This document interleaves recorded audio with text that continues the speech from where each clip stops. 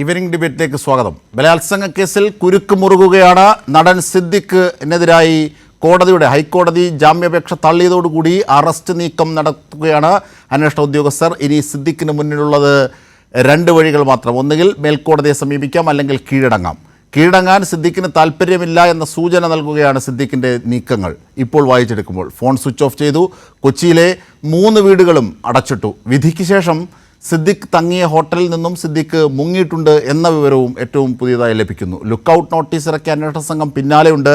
Supreme കോടതിയിൽ എത്തും മുമ്പ് അറസ്റ്റ് രേഖപ്പെടുത്താനാണ് കൊച്ചി പോലീസ് മേധാവിക്ക് കിട്ടിയിരിക്കുന്ന നിർദ്ദേശം. കോടതി ഉത്തരവിൻ്റെ യാതൊരു ആനുകൂല്യവും ലഭിക്കാത്ത സാഹചര്യത്തിൽ ഇനി അറിയാനുള്ളത് സിദ്ദിഖ് എവിടെയാണ്, അറസ്റ്റ് എപ്പോൾ ഉണ്ടാകും എന്നുള്ളതാണ്. തീർച്ചയായും ഈവനിംഗ് ഡിബേറ്റ് ഈ വാർത്തയുടെ വിവരങ്ങൾക്കൊപ്പം തന്നെ ചർച്ച കൂടി ഇതുമായി ബന്ധപ്പെട്ട വിദഗ്ധരുടെ അഭിപ്രായം കൂടി തേടുകയാണ്. Subhash Babu, retired SP, GP Ramachandran, പ്രമുഖ സിനിമാ നിരൂപകൻ, തിരക്കഥാകൃത്ത് വിനു കിര്യത്ത് എന്നിവർക്കൊപ്പം ഞങ്ങളുടെ പ്രതിനിധി സാലി മുഹമ്മദും കീർത്തിയും വിവരങ്ങളുമായി ചേരും. ആദ്യം സാലി മുഹമ്മദിലേക്ക് തന്നെ ഒന്ന് പോകാം. സാലി, ഏറ്റവും പുതിയ അപ്ഡേഷൻ എന്താണ്? ഈ സിദ്ദിഖിനെ സംബന്ധിച്ചുള്ള സൂചനകളായി പോലീസിന് കാര്യങ്ങൾ ലഭിച്ചിട്ടുണ്ടോ?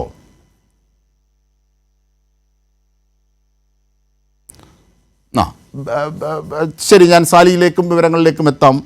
Shri Subhash Babu, retired SP. ശ്രീ സുഭാഷ് ബാബു, ഇപ്പോൾ പോലീസിന് മുമ്പിലുള്ളത് ഇദ്ദേഹത്തിൻ്റെ ഫോൺ രേഖകൾ പരിശോധിക്കുന്നു, പിന്നാലെ പോലീസ് കൂടുന്നു, വലവിരിച്ചുള്ള നീക്കമാണ് പോലീസ് നടത്തുന്നത്. എത്രയും വേഗം സുപ്രീം കോടതിയിലേക്ക് പോകുന്നതിന് മുമ്പ് അറസ്റ്റ് രേഖപ്പെടുത്തുക എന്നുള്ളതാണ് പോലീസ് കാണുന്ന ലക്ഷ്യം. അതിനുള്ള നിർദ്ദേശമാണ് മുകളിൽ നിന്ന് പോലീസിന് ലഭിച്ചിരിക്കുന്നത്. ഈ ഒരു സാഹചര്യത്തിലാണ് കാര്യങ്ങൾ പോകുന്നത്. പക്ഷേ സിദ്ദിഖ് എവിടെയാണ് എന്ന് ഇപ്പോൾ അറിയില്ല. കാരണം സ്വിച്ച് ഓഫ് ചെയ്തു ഫോൺ. ഹോട്ടലുകളിൽ നിന്നെല്ലാം മാറുന്നു, വീടുകളിൽ നിന്നെല്ലാം മാറുന്നു. ഇങ്ങനെയൊക്കെയുള്ളൊരു സാഹചര്യം. എന്തായിരിക്കും ഇനിയുള്ള നീക്കങ്ങൾ താങ്കളുടെ ഒരു അനുഭവ പരിജ്ഞാനത്തിൽ?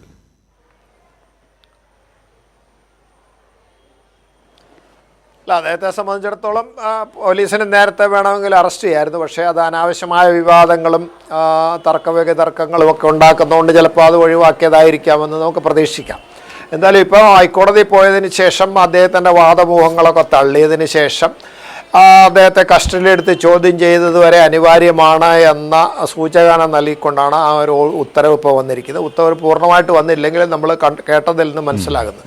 അപ്പോൾ ആ സാഹചര്യത്തിൽ ഇനി പോലീസിനെ സംബന്ധിച്ചിടത്തോളം അറസ്റ്റിന് വിമുഖത കാണിക്കുകയോ കാലവിളംബം സംഭവിച്ചാലോ അത് അനാവശ്യമായ വിമർശനങ്ങൾക്കും അതിനേക്കാളുപരി ഗവൺമെൻറ്റിന് പോലും മോശമായ ഒരു സാഹചര്യത്തിലേക്ക് വന്നു പതിക്കും എന്നുള്ളത് കൊണ്ട് അനിവാര്യമായിട്ട് അറസ്റ്റ് പോലീസിനെ സംബന്ധിച്ചിടത്തോളം ചെയ്തേ മതിയാവും.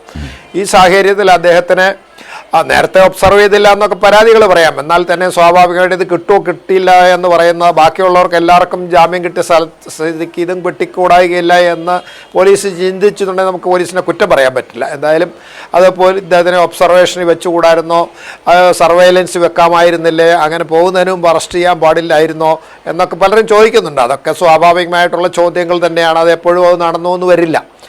അതുകൊണ്ട് അദ്ദേഹത്തെ സംബന്ധിച്ചിടത്തോളം ഇനിയിപ്പോൾ പുറത്തു വന്നാൽ ഏതെങ്കിലും രീതിയിൽ അദ്ദേഹത്തിനെ പോലീസിന് ദൃഷ്ടിയിൽപ്പെടുകയാണ്, അല്ലെ മറ്റാളുടെ ദൃഷ്ടിയിൽപ്പെടുകയാണെങ്കിൽ അദ്ദേഹത്തിനെ അറസ്റ്റ് ചെയ്യേണ്ടത് അനിവാര്യമാണ്. അതുകൊണ്ട് അറസ്റ്റ് എന്തായാലും അങ്ങനെ കണ്ടാൽ എന്തായാലും നടക്കും. പക്ഷേ അങ്ങനെ അറസ്റ്റിന് കീഴ്പ്പെടാതെ അദ്ദേഹത്തിന് സുപ്രീം കോടതി പോകണമെങ്കിൽ അതുവരെ ഒളിവിൽ കഴിഞ്ഞേ പറ്റുള്ളൂ. അങ്ങനെ ഒളിവിൽ കഴിയുക എന്നുള്ളത് ഇപ്പോഴത്തെ ഏറ്റവും കരണീയമായ അദ്ദേഹത്തെ സംബന്ധിച്ചിടത്തോളം മറ്റും വേറെ മാർഗമില്ല. അതുകൊണ്ട് ഒളിവിൽ കഴിഞ്ഞേ പറ്റൂ. എന്നിട്ട് മാത്രമേ സുപ്രീം കോടതി പോകൂ. അതിനിടയ്ക്ക് അറസ്റ്റ് സാഹചര്യം ഉണ്ടായിക്കഴിഞ്ഞാൽ സുപ്രീം കോടതി പോകേണ്ട പ്രശ്നം അതോടുകൂടി അവസാനിക്കുകയാണ്. അപ്പോൾ എന്തായാലും അദ്ദേഹം വളരെ ജാഗരൂകനായിട്ട് അദ്ദേഹത്തിൻ്റെ സഹായികളും അദ്ദേഹത്തിനെ ഒളിപ്പിക്കുന്നതിന് വേണ്ടിയിട്ട് എല്ലാ ഒത്താശകളും ചെയ്യും. ആ സാഹചര്യത്തിൽ പോലീസിനെ സംബന്ധിച്ചിടത്തോളം അദ്ദേഹത്തിനെ ലൊക്കേറ്റ് ചെയ്ത് അറസ്റ്റ് ചെയ്യുക എന്നുള്ള വളരെ ഒരു ഭഗീരഥ പ്രയത്നം തന്നെ ഈ ദിവസങ്ങളിൽ അല്ലെങ്കിൽ ഇന്നും നാളെയൊക്കെ ആയിട്ട് ചെയ്യേണ്ടി വരും. എന്തായാലും കോടതിയിൽ മിക്കവാറും നാളത്തേക്ക് അവിടെ സുപ്രീം കോടതിയിൽ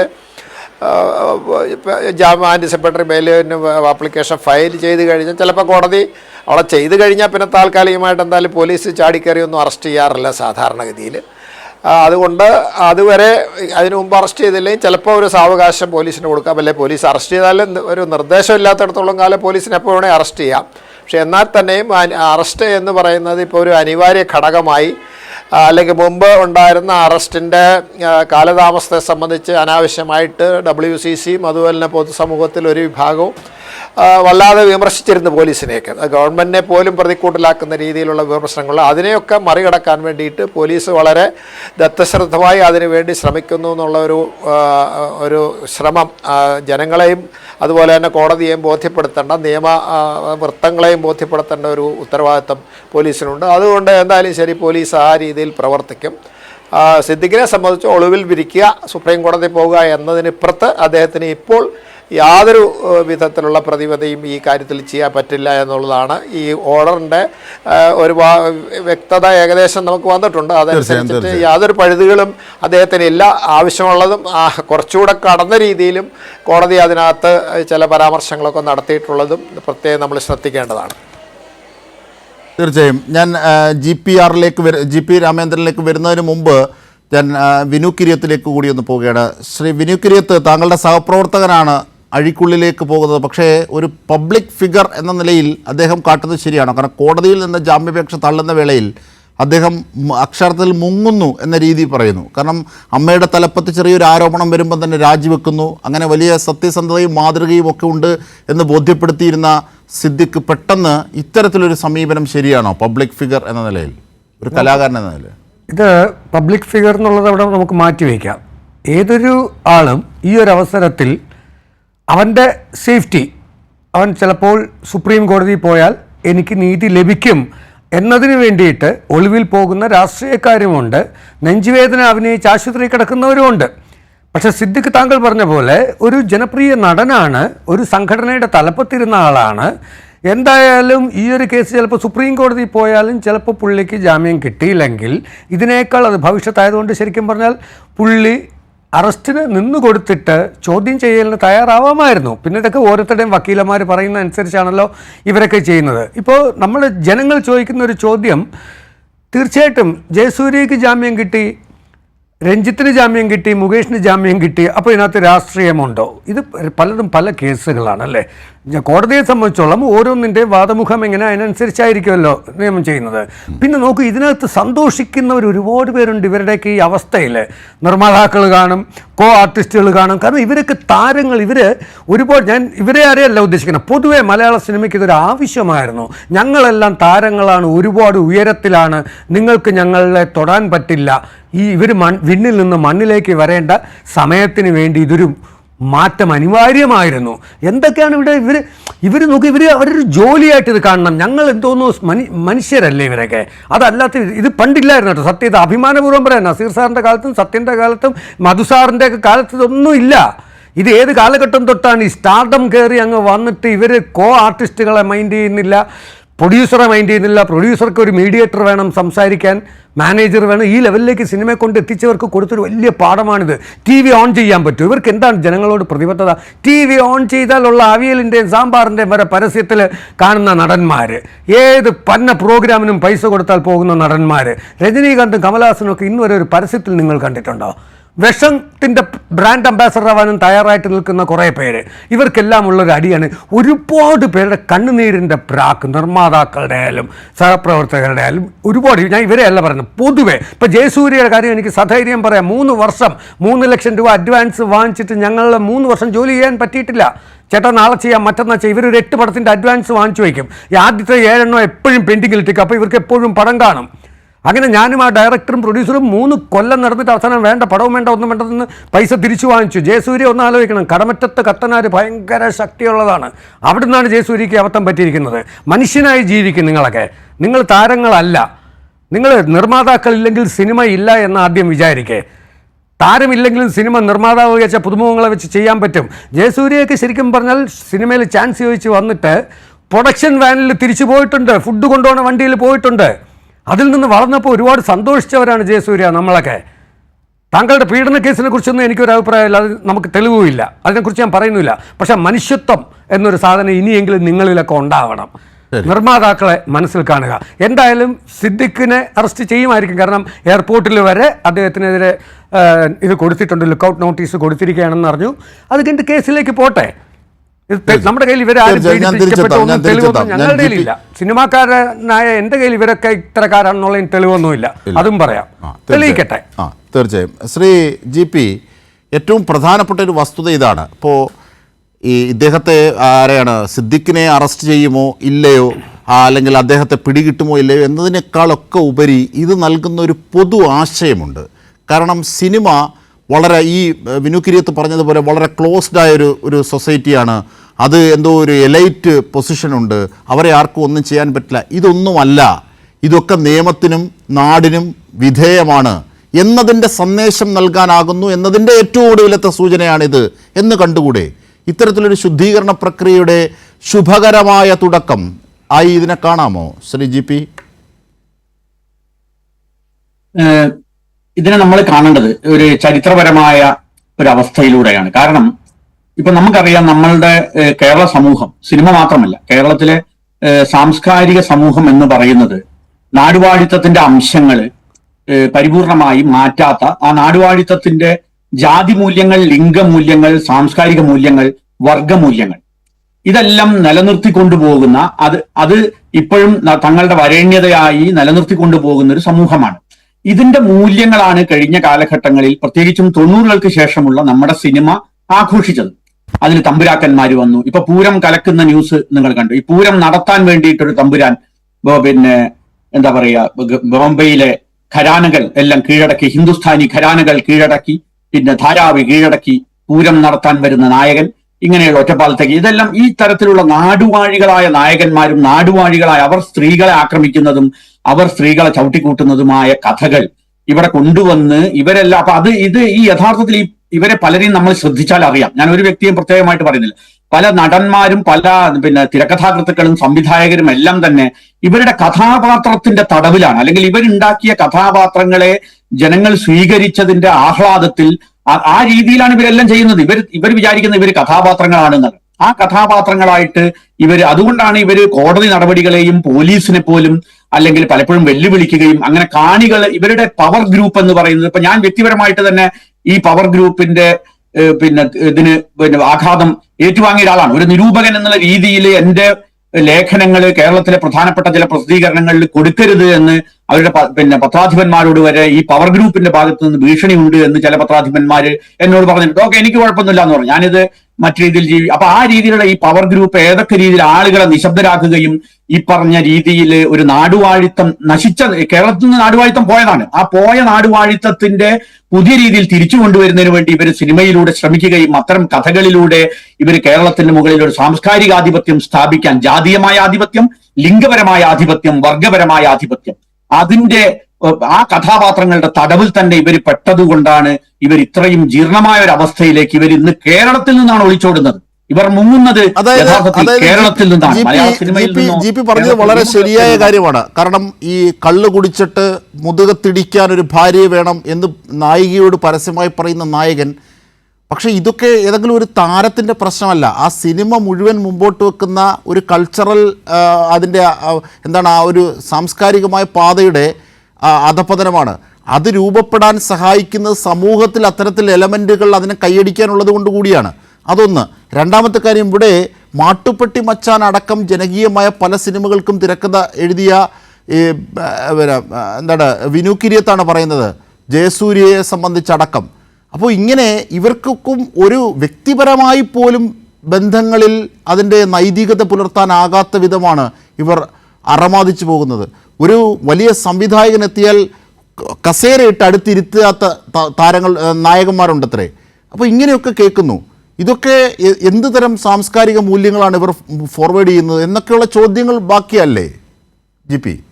തീർച്ചയായും ഇതൊരു അധികാര പദവിയായിട്ടാണ്. കാരണം നമ്മൾ നേരത്തെ പറഞ്ഞതുപോലെ, ഇപ്പൊ ശ്രീ വിനു കിരിയത്ത് പറഞ്ഞതുപോലെ, ഇതൊരു തൊഴിലെന്നുള്ള രീതിയിലോ അല്ലെങ്കിൽ ഒരു സർഗാവിഷ്കാരം, ഒരു കലാമാധ്യമ, തീർച്ചയായും ഇതിൽ കച്ചവട മൂല്യങ്ങളുണ്ട്, മറ്റു മൂല്യങ്ങളൊക്കെ നമുക്ക് അത് ഒഴിവാക്കാൻ കഴിയാത്തതായിരിക്കാം. പക്ഷെ ഇതൊരു കലാകാരൻ എന്നുള്ള രീതിയിൽ കലയുടെ സ്വാതന്ത്ര്യം അല്ലെങ്കിൽ ജനങ്ങളുടെ ഇത്തരത്തിലുള്ള എല്ലാം മറന്നുകൊണ്ട് ഇവർ തങ്ങളോട് ജനങ്ങൾക്ക് ആരാധനയുണ്ടെങ്കിൽ, സ്നേഹമുണ്ടെങ്കിൽ അത് അധികാരമായി മാറ്റിയെടുത്തുകൊണ്ട് ആ അധികാരം ജനങ്ങൾക്ക് നേരെയും അതോടൊപ്പം തന്നെ തങ്ങളുടെ സഹപ്രവർത്തകർക്ക് നേരെയും തങ്ങളോടൊപ്പം ജോലി ചെയ്യുന്ന സ്ത്രീകൾക്ക് നേരെയും നേരത്തെ പറഞ്ഞ പോലെ നിർമ്മാതാക്കളും തിരക്കഥാകൃത്തുക്കളുമായ ആളുകളെയൊക്കെ തന്നെ ചവിട്ടിക്കൂട്ടുന്ന രീതിയിലേക്ക് ഇവർ പെരുമാറിയത് കൊണ്ടാണ് ഇവർക്ക് നേരത്തെ പറഞ്ഞതുപോലെ ഇവർ കേരളത്തിൽ നിന്നാണ് ഒളിച്ചോടുന്നത്. ഇവർക്ക് വേറെ നിവൃത്തിയില്ല. ഇവർ കേരളത്തിലെ ആളുകൾ ഇപ്പോ യഥാർത്ഥത്തിൽ പലപ്പോഴും നേരത്തെ ഗോസിപ്പായി പറഞ്ഞുകൊണ്ടിരുന്ന കാര്യങ്ങളാണ്. യഥാർത്ഥത്തിൽ ഹേമ കമ്മിറ്റി വന്നപ്പോഴോ അതിൽ ഞെട്ടേണ്ട കാര്യമില്ല, അത് നേരത്തെ തന്നെ നമ്മൾ കേട്ടുകൊണ്ടിരുന്നതാണ്. പക്ഷെ ഹേമ കമ്മിറ്റി വന്നപ്പോ എന്തായി, അതിന്റെ റിപ്പോർട്ട് വന്നപ്പോ ഇതെല്ലാം എസ്റ്റാബ്ലിഷ്ഡ് ആയി. ഇത് ഗവൺമെന്റിന്റെ തന്നെ ഒരു രേഖയായി മാറി. അത് ഒരു ഭാവിയിലും മലയാള സിനിമ ഇന്നിപ്പോ മാത്രമല്ല BBC അടക്കമുള്ള മാധ്യമങ്ങൾ, ഇത് എക്കണോമിസ്റ്റ് അടക്കമുള്ള മാധ്യമങ്ങൾ, BBC അടക്കമുള്ള ആഗോള മാധ്യമങ്ങൾ, ഇന്ത്യ രാജ്യത്തുള്ള മാധ്യമങ്ങൾ മാത്രമല്ല ആഗോള മാധ്യമങ്ങൾ കേരളത്തിലേക്ക് ശ്രദ്ധിക്കുകയാണ്. അതിൽ ഒരു അപമാനവും വിചാരിക്കേണ്ടതില്ല. കാരണം കേരളത്തിൽ ഇതിന്റെ ഒരു തിരുത്തൽ പ്രക്രിയ, കേരളത്തിൽ പല കാര്യങ്ങളും നമ്മൾ മാതൃക കാട്ടിയിട്ടുള്ളതാണ്. ഒരു തിരുത്തൽ പ്രക്രിയ കേരളത്തിൽ ആരംഭിച്ചിരിക്കുന്നു. ആ തിരുത്തൽ പ്രക്രിയയുടെ ഭാഗമായിട്ടുള്ള കാര്യങ്ങളാണ്. അതിൽ നിയമപരമായ നടപടികൾ ഉണ്ടാവാം, കോടതിയുടെ നടപടികൾ ഉണ്ടാവും, പോലീസിന്റെ നടപടികൾ ഉണ്ടാവും. തീർച്ചയായും ജനങ്ങളുടെ കാഴ്ചപ്പാടിൽ, ജനങ്ങളുടെ ആരാധനയെ സംബന്ധിച്ച് ജനങ്ങളും ഇതിൽ ഒരു കാഴ്ചപ്പാടിൽ ഒരു തിരുത്തൽ വരുത്തേണ്ടതുണ്ട്. തങ്ങൾ ആരാധിക്കുന്ന ആളുകളുടെ ഒക്കെ തന്നെ തൊഴിലാളികൾ എന്നുള്ള രീതിയിൽ, അല്ലെങ്കിൽ ഒരു നടന്മാർ എന്നുള്ള രീതിയിൽ കണ്ടാൽ മതി. അവർ തമ്പുരാക്കന്മാരോ അല്ലെങ്കിൽ അവർക്ക് സർവാധികാരങ്ങൾ ഇല്ല, അവർ രാജാക്കന്മാരല്ല, അവർ നാടുവാഴികളല്ല, അവർക്ക് ആരെയും ചവിട്ടിക്കൂട്ടുന്നതിനുള്ള അധികാരമില്ല എന്നുള്ളത് ജനങ്ങൾ കൂടി മനസ്സിലാക്കേണ്ടതുണ്ട് എന്നതാണ് ഇതിൽ നിന്ന് ലഭിക്കുന്ന ഒരു പാഠം എന്നാണ് ഞാൻ കരുതുന്നത്. തീർച്ചയായും ഞാൻ തിരിച്ചെത്താം ഒരു ചെറിയ ഇടവേളയ്ക്ക് ശേഷം പെട്ടെന്ന്.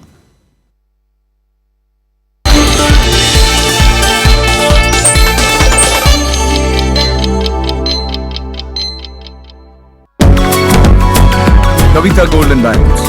Choose your special. നാച്ചുറൽ ലൈറ്റും ഈ മനോഹരമായ വ്യൂവും ആർക്കാണ് ഇഷ്ടമല്ലാത്തത്? എന്നാൽ അത് സാധ്യമാകണമെങ്കിൽ നമുക്കും ആ കാഴ്ചകൾക്കുമിടയിൽ കരുത്തുറ്റൊരു ഗ്ലാസ് വേണം. സ്വിസ് ടെൻ ടെഫൻ ഗ്ലാസ്. ഇത് ക്ലിയർ ആണ്, സ്ട്രോങ് ആണ്, പിന്നെ സേഫുമാണ്. ഇത് നടന്ന കാര്യം. കല്യാണത്തിന്റെ കാര്യം പറഞ്ഞപ്പോ തന്നെ ഐശ്വര്യ മലയാളിഷാദി.com രജിസ്റ്റർ ചെയ്തു. ഒരു മാസത്തിനുള്ളിൽ റോഹിത്തിനെ മീറ്റ് ചെയ്തു. ഇപ്പൊ ഞങ്ങൾ ഹാപ്പിലി മാരീഡ്. നിങ്ങൾ ഇനി എന്തിനാ വെയിറ്റ് ചെയ്യുന്നത്? Download now. അഴുക്കിനെ അകറ്റും, അണുക്കളെ തുരത്തും, വീട്ടിൽ സുഗന്ധം വരുത്തും. V2 Max Cleaner from Janaran. അറിഞ്ഞോ, വയനാട്ടിൽ ഇത് ആദ്യമായി വൈത്തിരി പാർക്കിൽ multi slide, pendulum water rides തുടങ്ങി ഏറ്റവും പുതിയ റൈഡുകൾ എത്തിയെന്ന്. 40-ൽ പരം അഡ്വഞ്ചർ റൈഡുകൾ ഒരുമിച്ച് ആസ്വദിക്കാൻ ഇനി വേറെവിടെയും പോകണ്ട. ഫാമിലിയോടൊപ്പം വയനാട്ടിലെ ആദ്യത്തെ വൈത്തിരി പാർക്കിലേക്ക് പോകാം. വൈത്തിരി പാർക്ക്, വയനാട്. ചുവരിൽ അടിച്ചത് സ്റ്റെയിൻ റിപ്പല്ലന്റ് ആപ്കൊലൈറ്റ് ഓൾ പ്രൊട്ടക്ട്. ഇതിലുള്ള ലോട്ടസ് എഫക്ട് ടെക്നോളജി കറയെ കറയാവാൻ വിടില്ല.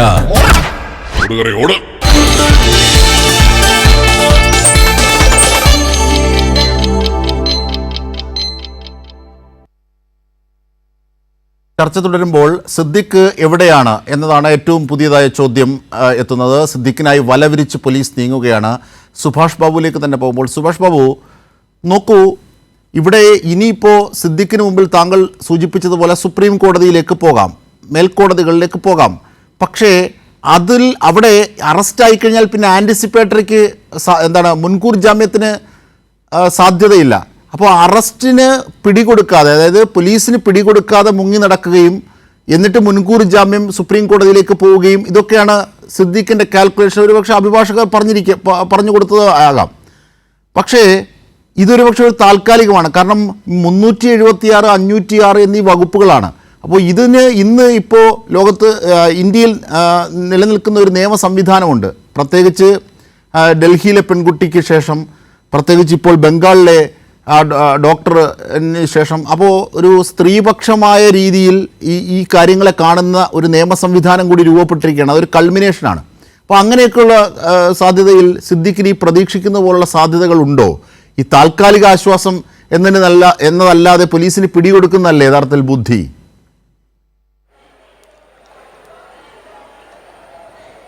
അല്ല, പിടികൊടുക്കുക എന്ന് പറഞ്ഞു കഴിഞ്ഞാൽ അദ്ദേഹം ജയിലിൽ കിടക്കണമല്ലോ. കാരണം റിമാൻഡ് ചെയ്ത് കഴിഞ്ഞാൽ പോലീസ് വീണ്ടും കസ്റ്റഡി ചോദിക്കും. കസ്റ്റഡി ചോദിച്ചതിന് ശേഷം പോലീസിൻ്റെ കസ്റ്റഡി ചോദ്യം ചെയ്തതിന് ശേഷം റെഗുലർ ബെയിൽ ആപ്ലിക്കേഷൻ, അത് സെഷൻസിൽ നിന്ന് കിട്ടിയില്ല, പിന്നെ ഹൈക്കോടതി പോകേണ്ടി വരും. ഹൈക്കോടതിയും ചിലപ്പോൾ കിട്ടിയില്ല, പിന്നെ സുപ്രീം കോടതി പോകേണ്ടി വരും. അപ്പോൾ ഈ നിയമയുദ്ധം എന്ന് പറയുന്നത് അറസ്റ്റ് വരിച്ചു കഴിഞ്ഞാൽ കൂടുതൽ സങ്കീർണമാകുകയാണ്. അപ്പം അത് പരമാവധി കുറച്ചു കൊണ്ടുവരാനുള്ള ഒരു ശ്രമത്തിൻ്റെ ഭാഗമായിട്ടാണ് ഇപ്പോൾ ഈ ഹൈക്കോടതി ഈ ആൻറ്റിസിപ്പേറ്ററി ബെയിൽ തിരസ്കരിച്ചതോടുകൂടിയിട്ട് സുപ്രീം കോടതി പോവുക. സുപ്രീം കോടതി പോകണമെങ്കിൽ അദ്ദേഹം നിർബന്ധമായിട്ടും ഒളിവിൽ കഴിഞ്ഞേ പറ്റൂ. ഒളിവിൽ കഴിഞ്ഞില്ലെങ്കിൽ അതോടുകൂടിയിട്ട് അറസ്റ്റ് കഴിയുമ്പോൾ ആൻറ്റിസിപ്പേറ്ററി ബെയിൽ അപ്രസക്തമായി. പിന്നെ റെഗുലർ ഞാൻ നേരത്തെ പറഞ്ഞ ആ നടപടിക്രമങ്ങളിലൂടെ ഒക്കെ കടന്നു പോകേണ്ടി വരും. അപ്പം ജയിലിൽ കിടക്കുക എന്നുള്ളത് ഒഴിവാക്കുക എന്നുള്ളതായിരിക്കും അദ്ദേഹത്തിൻ്റെ പ്രാഥമികമായ ആവശ്യവും അദ്ദേഹത്തിനെ സഹായിക്കുന്ന ആളുകളും അദ്ദേഹത്തിൻ്റെ വക്കീൽമാരുടെയും ഒക്കെ പ്രഥമ പരിഗണന എന്ന് പറയുന്നത് അത് തന്നെയായിരിക്കും. പക്ഷേ ഇവിടെ ഒരു കാര്യം എന്താ പറയുക, ഈ കോടതിയുടെ ഉത്തരവിനകത്ത് നമ്മളിപ്പം കേട്ട് മനസ്സിലാക്കുന്നതിൽ നിന്ന് വളരെ സ്പെസിഫിക് ആയിട്ട് അതുപോലെ പ്രത്യേകിച്ച് ചില പരാമർശങ്ങളൊക്കെ വരുത്തിയിട്ടുണ്ട്. കാരണം എന്തുകൊണ്ട് പിന്നെ ഇതിൻ്റെ ഡിലേ ആണ് ഇതിൻ്റെ പ്രധാനപ്പെട്ട കാര്യം. എന്തായാലും ശരി, അതുകൊണ്ട് 2016 ശേഷം ഇത്രയും വർഷങ്ങൾക്ക് ശേഷം വന്നൊരു പരാതിയാണ്. പക്ഷേ അതിന് ആ സമയത്ത് തന്നെ പരാതി ഉന്നയിച്ചതും മറ്റു പല ആളുകളുടെയും ശ്രദ്ധയിൽ ഈ കാര്യം പെടുത്തിയിരുന്നതും അതുപോലെ തന്നെ ചില ഡിജിറ്റൽ തെളിവുകളൊക്കെ മുഴുവൻ ആ പീഡിപ്പിക്കപ്പെട്ട വനിത പോലീസിന് കൊടുക്കുകയും ഒക്കെ ചെയ്തിരിക്കുന്ന സാഹചര്യത്തിൽ ഇതിനകത്ത് കുറച്ചുകൂടെ വിശ്വസനീയമായ ഒരു സംഭവമായിട്ട് പോലീസിന് കോടതിയെ ധരിപ്പിക്കാൻ കഴിഞ്ഞിട്ടുണ്ടെന്നാണ് എനിക്ക് തോന്നുന്നത്. ആ പശ്ചാത്തലത്തിൽ കോടതി ആ പരാമർശത്തോടു കൂടിയിട്ടാണ് ഈ മുൻകൂർ ജാമ്യാപേക്ഷ തള്ളിയിരിക്കുന്നത്. അപ്പം ആ പരാമർശം ആ ഉത്തരവിൽ കിടക്കുന്നിടത്തോളം കാലം അത് സുപ്രീം കോടതിയിൽ എത്തിയാൽ പോലും അതിനെ ఖണ്ഡിക്കുന്ന രീതിയിൽ അല്ലെങ്കിൽ കോടതിക്ക് അതിന് വിപരീതമായ ഒരു ധാരണ ഉണ്ടാക്കുന്നതിന് ശ്രമിക്കുന്നത് കുറച്ചൊരു ദുഷ്കരമായിരിക്കും. അപ്പോൾ വളരെ ശരിയാണ്. കാരണം സമകാലിക ഇന്ത്യൻ യാഥാർത്ഥ്യങ്ങളൊക്കെ നിയമപരമായി സംബന്ധിക്കുന്നത് ഇങ്ങനെയാണ്. കാരണം പ്രത്യേകിച്ച് ഈ വകുപ്പുകൾ, പ്രത്യേകിച്ച് ഇതുമായി ബന്ധപ്പെട്ട് പ്രാഥമിക അന്വേഷണ സംഘം കൃത്യമായി പൂട്ടിട്ടിരിക്കുകയാണ്. കാരണം ഈ ആരോപണങ്ങളൊക്കെ ശരിയാണ് എന്ന് ബോധ്യമാക്കുന്ന മസ്കറ്റ് ഹോട്ടലിൽ നടന്ന അവിടുത്തെ മിനിറ്റ്സ് അടക്കമുള്ളവ നോക്കുന്നു, അവിടുത്തെ രേഖകൾ പരിശോധിക്കുന്നു. എന്തിന് ഈ പരാതിക്കാരി പറഞ്ഞത് പ്രകാരമുള്ള ഫുഡ്, തൈര്, മീൻ അടക്കമുള്ള ഫുഡ് വരെയാണ് സിദ്ദിഖ് ഓർഡർ ചെയ്തിരിക്കുന്നത്. ഇതടക്കമുള്ള കാര്യങ്ങൾ വളരെ സൂക്ഷ്മമായി പോലീസ് പൊക്കിയിരിക്കുന്നു, പോലീസ് കണ്ടെത്തിയിരിക്കുന്നു. ഇതൊക്കെയാണ് കോടതിയിൽ ഈ ജാമ്യാപേക്ഷ തള്ളുന്നതിലേക്ക് നയിക്കപ്പെട്ടത്. സുഭാഷ് ബാബു, ഞാൻ തിരിച്ചെത്താം. നമുക്ക് വിനുക്കിരിയത്തിലേക്ക് പോയാൽ, വിനുക്കിരിയത്ത് ഇവിടെ നിയമപരമായ വശങ്ങൾക്കൊപ്പം അത് സർക്കാരും അതിൻ്റെ നടപടികളും കൃത്യമായി നീങ്ങുന്നുണ്ട്. നേരത്തെ സുഭാഷ് ബാബു സൂചിപ്പിച്ച പോലെ ആദ്യഘട്ടത്തിൽ വലിയ ആരോപണങ്ങളൊക്കെയാണ്, പക്ഷേ കൃത്യമായി എണ്ണയിട്ട യന്ത്രം പോലെയാണ് കാര്യങ്ങൾ മുമ്പോട്ട് പോകുന്നത്. പക്ഷേ നിയമബന്ധിതമായിരിക്കും കാര്യങ്ങൾ എന്നുള്ളതേ ഉള്ളൂ. അതൊരു സംവിധാനത്തിന് അങ്ങനെ അങ്ങനെ പറ്റൂ. തീർച്ചയായും വിനുക്കിരിയത്ത്, ഇവിടെ ഉയരുന്ന വിഷയം സിദ്ദിഖിൻ്റെ അറസ്റ്റ് മാത്രമല്ല, സിനിമാ മേഖല മുമ്പോട്ട് വെക്കുന്ന സാംസ്കാരികമായ ജീർണതകളോട് പൊരുത്തപ്പെടാത്ത ഒരു ഫൈറ്റ് ഇതാ കേരളത്തിൽ ഉണ്ടാകുന്നു എന്ന സന്ദേശമുണ്ട്. അതാണ് GP സൂചിപ്പിച്ചത്. അത് ശരിയാണ്. തീർച്ചയായിട്ടും ഈ പറഞ്ഞ പോലെ ഒരു മാറ്റത്തിന് വേണ്ടിയിട്ടുള്ളൊരു തുടക്കമാണിത്. കാരണം കാലാകാലങ്ങളായിട്ട് നടക്കുന്ന സിനിമയിലെ വേർതിരിവെന്ന് തന്നെ ഞാൻ പറയാം. ഭയങ്കര വേർതിരിവുണ്ട് സിനിമയിൽ. അതിന് ഒരു മാറ്റം വരും ഇനി. കാരണം എന്ന് വെച്ചാൽ ഞാൻ നേരത്തെ പറഞ്ഞ പോലെയാണ്, കുറച്ച് പേര് ഞാനിവിടെ പലരെയും വിളിച്ച് പറഞ്ഞു, ഈ സിനിമയിൽ ഈ ജൂനിയർ ആർട്ടിസ്റ്റ് എന്നുള്ള വാക്ക് പോലും എടുത്ത് കളയണം എന്ന് പറഞ്ഞു. കോ ആർട്ടിസ്റ്റ് എന്ന് പറയൂ. 600 സിനിമകളിൽ അഭിനയിച്ച ആൾ ഇപ്പോഴും ജൂനിയർ ആർട്ടിസ്റ്റ്. ചെറിയൊരു പയ്യൻ നായകനാകുമ്പോൾ അവൻ ഹീറോ. അപ്പോൾ അവരെ കോ ആർട്ടിസ്റ്റ് എന്ന് പോലും വിളിക്കാൻ ഇവർക്കാർക്കും മനസ്സ് വരുന്നില്ല എന്നുള്ളതൊക്കെയാണ് നമ്മുടെ ഭയങ്കര വേദനാജനം. പ്രത്യേകതരം ഫുഡുകൾ, സൂപ്പർ സ്റ്റാർസിന് വേറെ ഫുഡ്, മറ്റ് നടന്മാർക്ക് വേറൊരു ഫുഡ്, ഇതൊക്കെ വളരെ സൂചിപ്പിച്ചു. അങ്ങനെ സാംസ്കാരികവും വർഗപരവും ഒക്കെയായ ഉണ്ട് ഭിന്നതകൾ. എനിക്ക് വർഗപരം എനിക്കധികം അങ്ങനെ തോന്നിയിട്ടില്ല കേട്ടോ. ജാതീയമായിട്ട് എനിക്ക് ഇതുവരെ അങ്ങനെ തോന്നിയിട്ടില്ല. ഞാൻ എവിടെയും തർക്കിച്ച് പറയാൻ തയ്യാറാണ്. കാരണം കലാഭവമണിയെ നായകനാക്കുന്നത് ഞാനാണ്.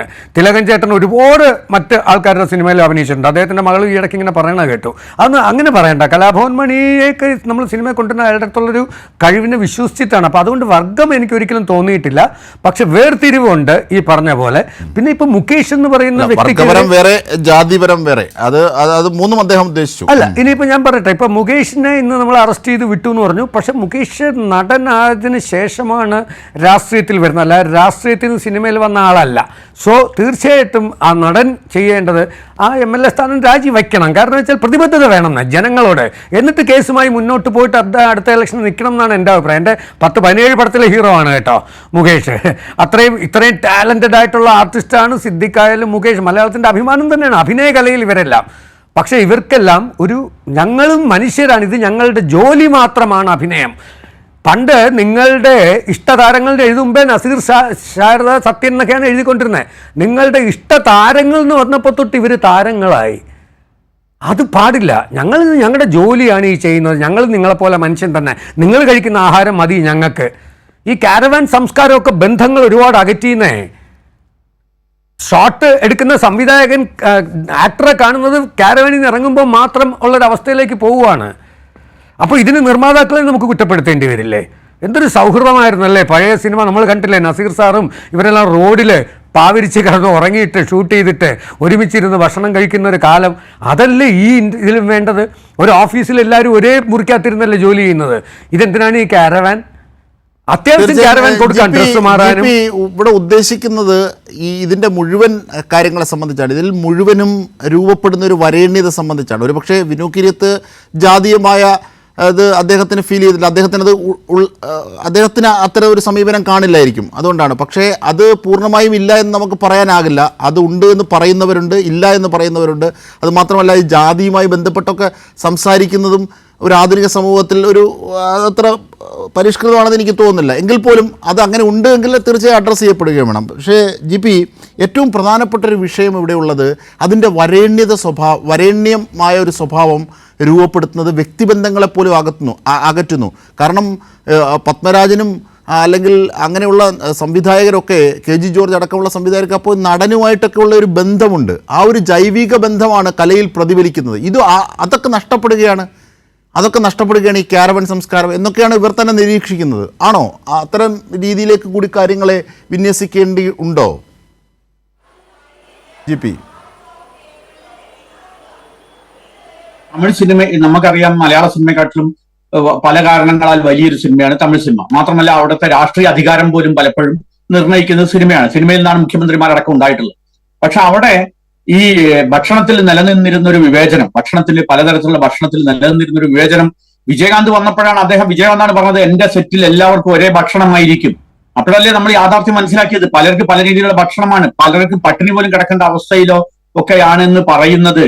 എന്നിട്ട് ഇവര് വലിയ നായകൻ മറ്റുള്ളവരെ തകർക്കുന്ന രീതിയിലുള്ള കഥകളെല്ലാം കൊണ്ടുവന്നിട്ട് വരുന്ന സമയത്ത് അപ്പോ അതെല്ലാം വളരെ ബുദ്ധിമുട്ടുണ്ടാക്കിയിട്ടുണ്ട്. അപ്പൊ അതുകൊണ്ട് തന്നെ മാത്രമല്ല, അതെല്ലാം കഴിഞ്ഞ് പിന്നെ ഇവര് ഈ വില്ലന്റേതായ പല സ്വഭാവങ്ങള് കൂടി ഉൾക്കലർന്ന നായകന്മാരെ കൊണ്ടുവന്നു. അത് ചരിത്രപരമായ സാമൂഹ്യമായ മറ്റു കാരണങ്ങളുണ്ട്. പക്ഷെ അത് ആയിക്കോട്ടെ, അത് നമുക്ക് പല രീതിയിൽ അതൊക്കെ പരിഗണിക്കേണ്ടി വരും. പക്ഷെ ഇതെല്ലാം വന്നു കഴിഞ്ഞിട്ട് ഇപ്പോ ഈ കഥാപാത്രങ്ങളിൽ നിന്ന് മാറാൻ ഈ താരങ്ങളോ തിരക്കഥാകൃത്തുക്കളോ തയ്യാറായിട്ടില്ല എന്നുള്ളതാണ് ഇതിൽ കാണുന്നത്. ചിലരുടെ ഇപ്പൊ ഒരു സിനിമയിൽ ഒരു എന്താണ് നഗ്നയായ ഒരു സ്ത്രീയെ ഒരു ആനയുടെ മസ്തകത്തിൽ വെച്ചുകൊണ്ട്, വിനായകൻ പറയുന്നുണ്ടല്ലോ, ആനയുടെ മസ്തകത്തിൽ വെച്ചുകൊണ്ട് ഭോഗിക്കുന്നതായിട്ടൊക്കെയാണ് ഒരു കഥയിൽ വന്നിട്ടുള്ളത്. അതിൽ ആനന്ദം കണ്ടെത്തുന്ന സാഡിസ്റ്റിക് ആയിട്ടുള്ള നായകനെയും കഥാപാത്രത്തെ സൃഷ്ടിക്കുന്നു. ഇതൊക്കെ എന്ത് സന്ദേശമാണ് നൽകുന്നത് ഒരു ആധുനിക സമൂഹത്തിൽ? ഇപ്പൊ താങ്കൾ പറഞ്ഞതുപോലെ കൽക്കട്ടയിലെ പ്രശ്നം, അല്ലെങ്കിൽ നിർഭയ കേസ്, അല്ലെങ്കിൽ ലോകവ്യാപകമായി നടന്നുകൊണ്ടിരിക്കുന്ന ഒരു ആധുനിക സമൂഹമാണ് നമ്മൾ കെട്ടിപ്പടുത്തുകൊണ്ടിരിക്കുന്നത്. അപ്പൊ പഴയ ജീർണതകളിൽ നിന്ന് മുക്തരാകുന്നതിന് പകരം ആ ജീർണതകളെ തന്നെ വീണ്ടും വീണ്ടും ആവർത്തിക്കുന്ന രീതിയിലുള്ള ഈ കക്ഷികളൊക്കെ തന്നെ ഇത്തരത്തിലുള്ള കഥാപാത്രങ്ങളെ ഇവർ ഉണ്ടാക്കുകയും ആ കഥാപാത്രങ്ങളിൽ അർമാദിക്കുകയും, അതിന് മാത്രമല്ല നമ്മുടെ സമൂഹത്തിലെ ഉത്തരവാദിത്തപ്പെട്ട പലരും, പല രാഷ്ട്രീയത്തിലുള്ളവരുണ്ട്, അല്ലെങ്കിൽ ഉദ്യോഗസ്ഥന്മാരുണ്ട്, പോലീസുകാരുണ്ട്, ഇവരെല്ലാം തന്നെ ഈ താരങ്ങളുടെ ആരാധകരായി മാറുകയും. ഞാൻ കഴിഞ്ഞ ദിവസം മലയാള സിനിമയിൽ നിന്ന് തന്നെയുള്ള പ്രമുഖരായ നമ്മുടെയൊക്കെ സുഹൃത്ത് ഛായാഗ്രാഹകൻ വേണുവിന്റെ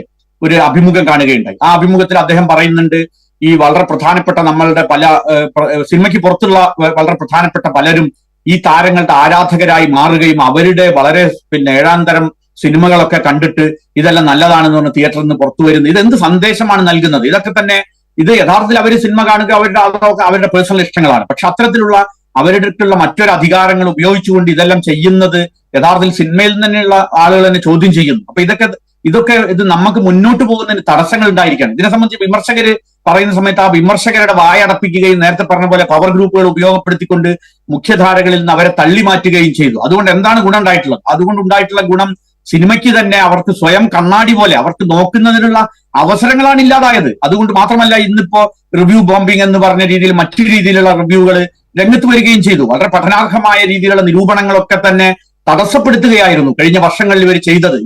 പറയട്ടെ, ഇവരെ ഒരു ചില ഓൺലൈൻ മാസികകൾ വരെ ഇവിടെ അടച്ചുപൂട്ടുകയും അതുപോലെ തന്നെ ചില ആളുകളെ ഒരു ന്യൂസ് റിപ്പോർട്ട് ചെയ്തു എന്ന് പറഞ്ഞിട്ട് കേരളത്തിലെ ഒരു പ്രധാന പത്രത്തിൽ എന്റെ ഒരു സുഹൃത്തിനെ കോഴിക്കോട് നിന്ന് കോട്ടയത്തേക്ക് ട്രാൻസ്ഫർ ചെയ്തു. അപ്പൊ അതൊക്കെ തന്നെ ഇതെല്ലാം ഇവരുടെ പവർ ഗ്രൂപ്പ് അത് അടയാളപ്പെടുത്തേണ്ടതാണ്. അത് കൂടുതൽ വിശദമായി തന്നെ താങ്കൾ പങ്കുവെക്കും വരും നിമിഷങ്ങളിൽ എന്ന് ഞാൻ പ്രതീക്ഷിക്കുന്നു. താങ്കൾക്ക് തിരക്കുണ്ട്, നേരത്തെ പോകണമെന്ന് പറഞ്ഞു, പക്ഷെ കുറച്ചു നേരം കൂടി താങ്കൾ ഇരിക്കണം. GP സൂചിപ്പിച്ചതുപോലെ ഈ പവർ ഗ്രൂപ്പ് എന്നത് ഹേമ കമ്മിറ്റി റിപ്പോർട്ടിലൂടെയാണ് നമുക്ക് അനുഭവവേദ്യമായത്, അല്ലെങ്കിൽ നമുക്ക് അനുഭവവേദ്യമായെന്ന് പറഞ്ഞുകൊണ്ട് നമ്മൾ അറിയുന്നത്. പക്ഷേ അതിനു മുമ്പ് തന്നെ പല ഘട്ടങ്ങളിലും പല വിധത്തിലുമുള്ള സൂചനകൾ, വിമർശനങ്ങളൊക്കെ ഉയർന്നിരുന്നു. ഇപ്പോൾ താങ്കൾ സൂചിപ്പിക്കുന്ന സിനിമാ മേഖലയ്ക്ക് പുറത്തേക്ക് മാധ്യമ മേഖലയിൽ പോലും സ്വാധീനം ചെലുത്താൻ കഴിയുന്ന പവർ ഗ്രൂപ്പുണ്ട് എന്ന തരത്തിലാണ് താങ്കളുടെ അനുഭവം നേരത്തെ പറഞ്ഞത്, അല്ലേ GP? അതെ, തീർച്ചയായും. കാരണം കേരളത്തിലെ ഒരു പ്രധാന പത്രത്തില് ഈ നടി ആക്രമിക്കപ്പെട്ട സമയത്ത് അന്ന് മറ്റൊരു നടന്റെ ഒരു ഫേസ്ബുക്ക് പോസ്റ്റ് ഷെയർ ചെയ്തുകൊണ്ട് ആ ഫേസ്ബുക്ക് പോസ്റ്റ് സംബന്ധിച്ച ഒരു വാർത്ത പബ്ലിഷ് ചെയ്തതിനാണ് അതിന്റെ പ്രധാനപ്പെട്ട വളരെ സീനിയറായ ഒരു ലേഖകനെ കോഴിക്കോട് നിന്ന് കോട്ടയത്തേക്ക് മാറ്റുകയും മാത്രമല്ല അദ്ദേഹത്തിനെ അധിക്ഷേപിക്കുന്ന രീതിയിലുള്ള ലേഖനം ആ പത്രത്തിന്റെ തന്നെ എഡിറ്റോറിയൽ പേജിൽ എഴുതുകയും ഒക്കെ ചെയ്ത രീതിയിൽ അപ്പൊ മാധ്യമ മേഖലകളിലൊക്കെ തന്നെ, കാരണം നേരത്തെ പറഞ്ഞതുപോലെ ഇവരുടെ പരസ്യങ്ങളെ സംബന്ധിച്ചൊക്കെ ശ്രീ വിനു കിരിയത്ത് പറയുകയുണ്ടായി. അപ്പൊ അത്തരത്തിലുള്ള അവരുടെ സ്വാധീനം പല ചാനലുകളിലും പത്രങ്ങളിലും എല്ലാം അവരുടെ ഇത് കൊടുക്കുന്ന നമുക്കറിയാം. ഞാൻ അതിന്റെ മറ്റു വിശദാംശങ്ങളിലേക്ക് പോകണ്ട, എല്ലാ ആൾക്കാർക്കും അറിയാം. അപ്പൊ ആ ഒരു അധികാരം ഉപയോഗിച്ചുകൊണ്ട് അവർക്കെല്ലാം നമുക്ക് ഇഷ്ടമുള്ള ആളുകളാണ്. അവരുടെ പരസ്യങ്ങളിൽ അവർ വരുന്നതിനൊന്നും ഞാൻ അതിനെ കുറ്റമായി കാണുന്നില്ല. അതെല്ലാം അവരുടെ തൊഴിലിന്റെ ഭാഗമാണ്. അത് ആൾക്കാർക്ക് അത് ഉപയോഗിക്കാതിരിക്കുകയോ ചെയ്യാം, അത് അല്ലെങ്കിൽ ആ ഉൽപ്പന്നം ഉപയോഗിക്കാതിരിക്കുകയോ ചെയ്യാം, അതൊക്കെ മറ്റു കാര്യം. പക്ഷെ ഈ ഒരു ഇഷ്ടം, തങ്ങളോട് ആളുകൾക്ക് ഇഷ്ടമുണ്ട് അല്ലെങ്കിൽ നേതാക്കന്മാർക്ക് ഇഷ്ടമുണ്ട് എന്നതിനെ ദുരുപയോഗം ചെയ്തുകൊണ്ട് അതിനൊരു അധികാരമായി പ്രയോഗിച്ചുകൊണ്ട് ഇത്തരത്തിലുള്ള ഒരു പവർ ഗ്രൂപ്പായി ഇവർ സ്വയം മതിമറന്നുപോയി. ആ മതിമറന്നതിന്റെ ഭാഗമായിട്ട് അവർ നിയമവ്യവസ്ഥയും കോടതിയും എല്ലാം അതിനനുസരിച്ച് പ്രവർത്തിക്കുമെന്ന രീതിയിലാണ് പലപ്പോഴും പെരുമാറുന്നത് എന്നുള്ളത് നമുക്ക് സൂക്ഷ്മമായി നോക്കിയാൽ മനസ്സിലാവും. അതുകൊണ്ടാണ് ഇവർ വിചാരിക്കുന്നത് സിനിമയിൽ സൃഷ്ടിക്കുന്ന കോടതിയും പോലീസും ഒക്കെ ഉണ്ട്, അതുപോലെയാണ് യഥാർത്ഥ കോടതിയും പോലീസും എന്ന് വിചാരിക്കുകയാണ്. എത്ര കാലം അത് കൊണ്ടു നടക്കാൻ കഴിയും? അപ്പൊ ഇവരുടെ സ്വയം സൃഷ്ടിച്ച ഒരു താൻ കുഴിച്ച കുഴിയിൽ താൻ തന്നെ വീണു എന്ന് പറയുന്ന പോലെ തങ്ങൾ തന്നെ ഉണ്ടാക്കിയ കഥകളുടെ ചതിയിൽ അല്ലെങ്കിൽ ഇവര് തന്നെ പെട്ടുപോയതല്ലേ എന്ന് പോലും കാണുന്ന രീതിയിലുള്ള വളരെ പരിഹാസ്യമായ രീതിയിലേക്ക് യഥാർത്ഥത്തിൽ ഇവര് ഈ അവസ്ഥയെ കൊണ്ടുചെന്ന് എത്തിച്ചിരിക്കുകയാണ്. തീർച്ചയായും അതിൽ നിന്ന് മാറുമെന്ന് തന്നെയാണ് മലയാള സിനിമയ്ക്ക് നല്ലൊരു ഭാവി ഇതിൽ നിന്ന് മാറിയിട്ടുണ്ടാവുമെന്ന് തന്നെയാണ് ഞാൻ കരുതുന്നത്. തീർച്ചയായും സുഭാഷ് ബാബുലേക്ക്, ഞാൻ വിനുകിരിയത്തിലേക്ക് വരുന്നതിന് മുമ്പ് സുഭാഷ് ബാബു, നിയമപരമായ കാര്യങ്ങൾ ഇപ്പോഴും അതിൻ്റെ സങ്കീർണമായ വശങ്ങളിൽ തുടരുകയാണ്. അപ്പോൾ സിദ്ദിഖിനെ അറസ്റ്റ് ചെയ്യാനായില്ലെങ്കിൽ, ഇപ്പോൾ ലുക്കൗട്ട് നോട്ടീസ് അടക്കം പുറപ്പെടുവിക്കുന്നു, എല്ലാ ഘട്ടങ്ങളിലും വലവിരിക്കുന്നു. ഒരുപക്ഷെ സിദ്ദിഖ് വിദേശത്തേക്ക് പോകാനുള്ള സാധ്യതയില്ല, പക്ഷേ സമീപ സംസ്ഥാനങ്ങളിലേക്ക് പോകാൻ സാധ്യത ഉണ്ടാകാം. അപ്പോൾ ഇവിടുത്തെ ഈ ആൻറ്റിസിപ്പേറ്ററി ബെയിലുമായി ബന്ധപ്പെട്ട നീക്കത്തിൻ്റെ വിധി ഉത്തരവ് എത്തുന്നതിന് മുമ്പ് തന്നെ അത്തരം ചില പ്ലാനിങ്ങുകൾ സിദ്ദിഖ് നടത്തിയിട്ടുണ്ടാകണം, അല്ലേ?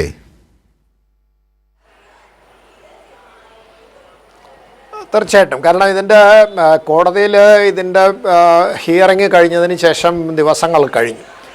ഓണത്തിന് മുമ്പാണ് ഇതിൻ്റെ ആർഗ്യുമെൻ്റൊക്കെ കഴിഞ്ഞതിന് ശേഷം ഇപ്പോഴാണ് ജഡ്ജ്മെൻറ്റ് വന്നതെന്ന് മാത്രമേ ഉള്ളൂ. അപ്പോൾ എന്തായാലും ശരി, എന്താണ് അതിൻ്റെ പരിണിത ഫലം ഏകദേശം അവർക്ക് ഊഹിക്കാൻ സാധിക്കുന്നു. കാരണം കോടതിയുടെ പരാമർശങ്ങളും അതുപോലെ തന്നെ കോടതി അവിടെ തെളിവ് വിശകലനം ചെയ്തപ്പെട്ട അഭിപ്രായങ്ങളും ഒക്കെ നോക്കുന്ന അവസരത്തിൽ ഇത് കിട്ടാൻ സാധ്യതയില്ല എന്നുള്ളത് ഏകദേശം അവർ ഊഹിച്ചിട്ടുണ്ടാവാം.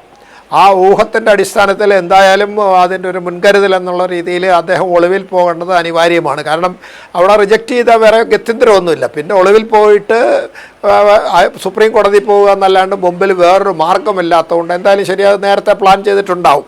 ഏതെങ്കിലും സാഹചര്യം കിട്ടുമോ എന്ന് പരമാവധി ശ്രമിച്ചു നോക്കുകയാണ്. അതാണ് താഴത്തെ കോടതി പോകാത്തത്. കാരണം സെഷൻസ് കോടതി പോയി കഴിഞ്ഞാൽ ഇത് കിട്ടാൻ സാധ്യത വളരെ ചുരുക്കമാണ്. കാരണം ഇതിനകത്ത് അധികം തെളിവിൻ്റെ ശകലങ്ങളുണ്ട്. ഇത് പ്രഥമ ദൃഷ്ട്യാ ഒരു നിലനിൽക്കുന്ന കേസും വിശ്വസനീയമായ കേസാണെന്ന് വരുന്ന രീതിയിൽ സെഷൻസിൽ നിന്നൊരു കാലത്തും അത് കിട്ടാൻ പോകുന്നില്ല. അപ്പോൾ അതുകൊണ്ട് അവിടുന്ന് കിട്ടില്ല എന്ന് ബോധ്യമുള്ളത് കൊണ്ടാണ് ഹൈക്കോടതി പോയിരിക്കുന്നത്. ഹൈക്കോടതി പോയിട്ട് അവിടുന്ന് കിട്ടുമെന്ന് പ്രതീക്ഷയുണ്ട്. പക്ഷേ അവിടെയും ഇതേമാതിരി ഒരു വിധിയാണ് വരാൻ പോകുന്നതെന്ന് ഏകദേശം അവർക്കൊരു സൂചന കിട്ടിയിട്ടുണ്ടാവണമല്ലോ.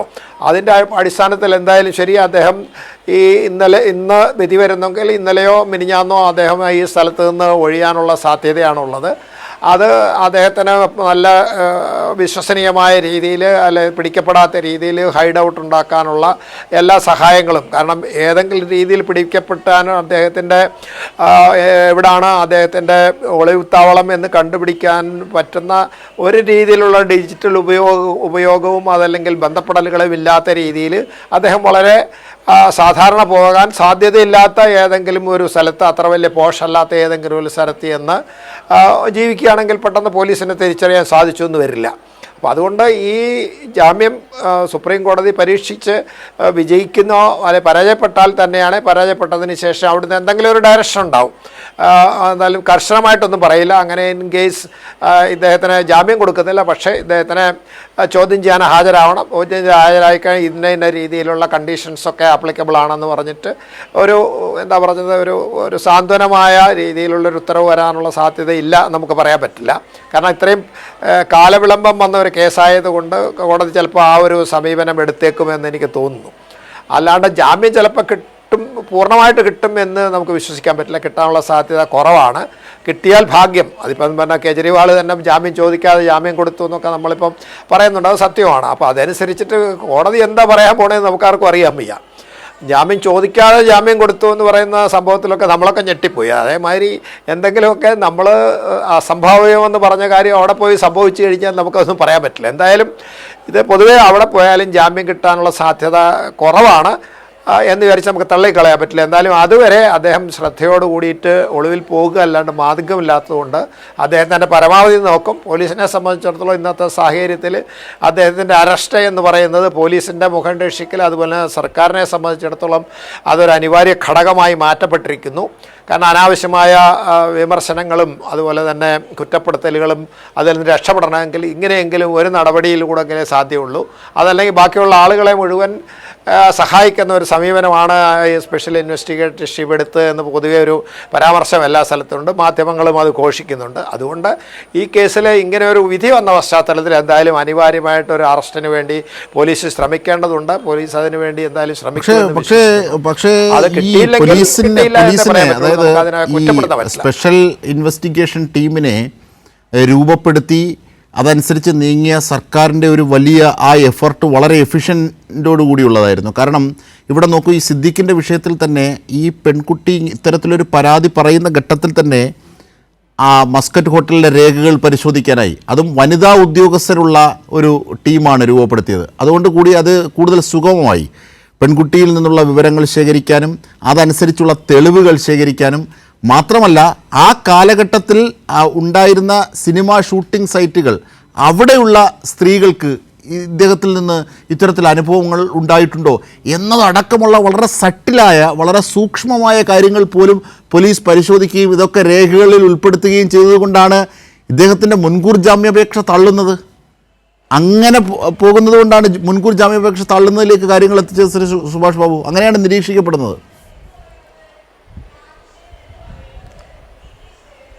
തീർച്ചയായിട്ടും. കാരണം ഈ കേസിൽ വിശ്വസനീയമായ, അതായത് ആ സംഭവ സമയത്ത് തന്നെ ഈ കേസിനോട് പരാതിപ്പെടുന്ന ഒരു സാഹചര്യം ഉണ്ടാകുകയും അത് പലരെയും ബോധ്യപ്പെടുത്താൻ വേണ്ടിയിട്ട് ഈ പീഡിപ്പിക്കട്ട വനിത ശ്രമിക്കുകയും ചെയ്തിട്ടുണ്ട്.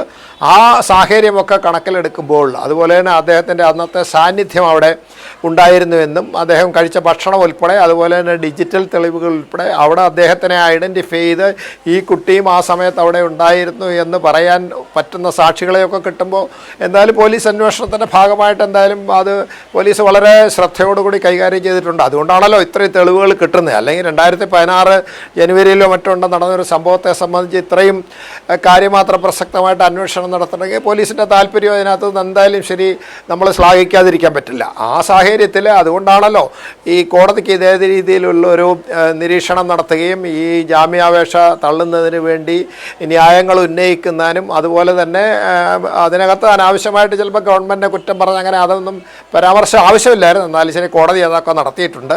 അപ്പോൾ ആ ഒരു സാഹചര്യത്തിൽ എന്തായാലും ശരി പോലീസ് ചെയ്ത പ്രവർത്തികൾ നമ്മൾ താഴ്ത്തി കാണണ്ട. പോലീസ് എന്തായാലും ഈ കേസ് ഇതിൽ ഭംഗിയായിട്ട് ചെയ്തിട്ടുണ്ട്. മറ്റേ കേസിൽ ജാമ്യം ആ കേസിൻ്റെ സ്വഭാവം സാഹചര്യത്തിൽ എന്തായാലും ശരി പോലീസ് ചെയ്ത പ്രവർത്തികൾ നമ്മൾ താഴ്ത്തി കാണണ്ട. പോലീസ് എന്തായാലും ഈ കേസ് ഇതിൽ ഭംഗിയായിട്ട് ചെയ്തിട്ടുണ്ട്. മറ്റേ കേസിൽ ജാമ്യം ആ കേസിൻ്റെ സ്വഭാവം ഹൈക്കോടതി തീർച്ചയായും ഞാൻ തിരിച്ചെത്താം. ശ്രീ വിനു കിരിയത്ത്, യഥാർത്ഥത്തിൽ സിനിമയിലുമായി ബന്ധപ്പെട്ട ഈ കാര്യങ്ങൾ ഇത് യഥാർത്ഥത്തിൽ ഹേമ കമ്മിറ്റി റിപ്പോർട്ടുമായി ബന്ധപ്പെട്ടതല്ല. ഹേമ കമ്മിറ്റി റിപ്പോർട്ടിൻ്റെ അടിസ്ഥാനത്തിലല്ല, അത് ഉയർത്തിയ ചില ആശങ്കകളുടെ അടിസ്ഥാനത്തിൽ പുറത്തു വന്ന ചർച്ചകൾ, ആ ചർച്ചയുടെ തുടർച്ചയായി അതിജീവിതകൾക്ക് അല്ലെങ്കിൽ പരാതിക്കാർക്ക് പരാതി ഉണ്ടെങ്കിൽ ധൈര്യമായി കാര്യങ്ങൾ പറയാനും എത്തിക്കാനുമുള്ള ഹേമ കമ്മിറ്റിക്ക് പുറത്ത് രൂപപ്പെട്ട പരാതികളുടെ അടിസ്ഥാനത്തിലാണ് ഈ അന്വേഷണ സംഘത്തെ രൂപീകരിക്കുന്നതും അതിൻ്റെ നടപടിക്രമങ്ങൾ മുമ്പോട്ട് പോകുന്നതും. യഥാർത്ഥത്തിൽ ഈ ഹേമ കമ്മിറ്റി റിപ്പോർട്ട് മുമ്പോട്ട് വെക്കുന്ന ഒരു ആശയപരമായ സന്ദേശം എന്ന് പറയുന്നത് ഇതാണ്: സിനിമയെ പരിഷ്കരിക്കുക. അതുകൊണ്ടാണ് സർക്കാർ അങ്ങനെ ഒരു കമ്മിറ്റിയെ നിയോഗിച്ചത്. അതതിൻ്റെ ഫലപ്രാപ്തിയിലേക്ക് എത്തുന്നു എന്നുള്ളതാണ്. അത് ഒരുപക്ഷെ ഹേമ കമ്മിറ്റി റിപ്പോർട്ടുമായി ബന്ധപ്പെട്ടല്ല ഈ അന്വേഷണ സംഘവും ഇപ്പോഴത്തെ അറസ്റ്റും ഒക്കെ എന്ന് പറയുന്നത്. അതിന് പുറത്താണ്. എങ്കിൽ പോലും അതിനൊരു സ്വാധീനമുണ്ട്, ആശയപരമായൊരു സ്വാധീനമുണ്ട്. അപ്പോൾ അത് ഇവിടെ നിൽക്കില്ല, അത് കൂടുതൽ മേഖലകളിലേക്ക് പടരും. അതാണ് GP സൂചിപ്പിച്ചത്. സിനിമയെ മുഴുവൻ പരിഷ്കരിക്കാൻ കേരളം അത്തരത്തിൽ മാതൃകയാകാൻ സാധ്യമാകുന്ന ചില പ്രതീക്ഷകൾ ഇവിടെ കാണുന്നുണ്ട് എന്ന്. ശ്രീ വിനു കിരിയത്ത്, നമുക്ക് സിനിമയെ പരിഷ്കരിക്കുമ്പോൾ സിനിമയിൽ എല്ലാവരും മോശക്കാരല്ല കേട്ടോ. അങ്ങനെ പറഞ്ഞില്ലല്ലോ. അല്ല, ഞാൻ പറയുകയാണ്, ഞാൻ എൻ്റെ അനുഭവത്തിൽ പറഞ്ഞ 90% വളരെ മാന്യമായി ഇതെൻ്റെ തൊഴിലാണെന്ന് കണ്ട് അഭിനയിക്കുകയും സംവിധാനം ചെയ്യുകയും തിരക്ക് ചെയ്യുന്ന ഒരുപാട് പേരുണ്ട്. ഹേമ കമ്മിറ്റി റിപ്പോർട്ട് ഇതുമായി കണക്റ്റഡ് അല്ലെങ്കിലും 4.5 വർഷം സർക്കാർ പൂഴ്ത്തി വെച്ചതിന് നമുക്കൊക്കെ അതിശക്തമായ എതിർപ്പുണ്ട്. അതിനുശേഷം ഇവിടെ പലതും സംഭവിച്ചു. അത് നമുക്കിപ്പോൾ അത് വിടാം. എന്തായാലും 4.5 വർഷം നമ്മൾ ഒരുപാട് ചർച്ച ചെയ്ത വിഷയമാണ്, അല്ലെങ്കിൽ അത് പറയണമല്ലോ. അപ്പം ഞാൻ പറഞ്ഞത് ഒരുപാട് നല്ലവരുള്ളൊരു ഫീൽഡ് തന്നെയാണ് ഫിലിം ഫീൽഡ്. പക്ഷെ ഞാൻ നേരത്തെ പറഞ്ഞ ഒരുപാട് പേരുടെ കണ്ണുനീരിൻ്റെ പ്രാക്കെന്ന് പറയുന്നത്, ഇപ്പോൾ തിലകൻ ചേട്ടനെ നമുക്ക് എടുക്കാം. തൊഴിൽ നിഷേധമാണ് അവിടെ നടന്നിരുന്നത്, ഇല്ലേ?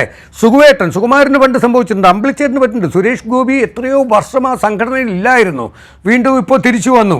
അപ്പോൾ ഇത് കുറച്ച് പേരാണ് തീരുമാനിക്കുന്നത്. അതാണ് കർമ്മ എന്ന് പറയുന്നത്. ഞങ്ങളാണ് എല്ലാം ഡിസൈഡ് ചെയ്യുന്നത്, നിങ്ങൾ അനുഭവിക്കണം. പക്ഷേ ഞങ്ങൾക്ക് എന്ത് പറ്റിയാലും ആരും ചോദിക്കില്ല. ഞാൻ പറയുന്നത് എല്ലാ സംഘടനയിലും താഴേക്കിടയിലുള്ളവരെയും കൂടെയൊക്കെ തലപ്പത്ത് പിടിച്ചിരുത്തുന്നേ.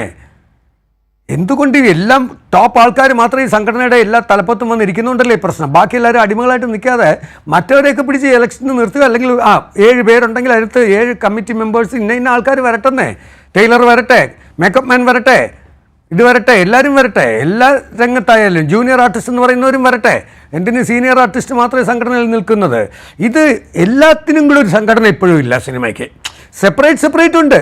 സ്ക്രിപ്റ്റ് റൈറ്റേഴ്സിനുണ്ട്, ഡയറക്ടേഴ്സിനുണ്ട്, ആർട്ടിസ്റ്റിന് വേറെയുണ്ട്, സ്റ്റണ്ട് മാസ്റ്ററിന് വേറെയുണ്ട്. മലയാള സിനിമയ്ക്ക് ഇതുവരെ ഒരു സംഘടനയില്ല, ഒന്നിച്ച് ചർച്ച ചെയ്യാറില്ല ഒരു വിഷയവും.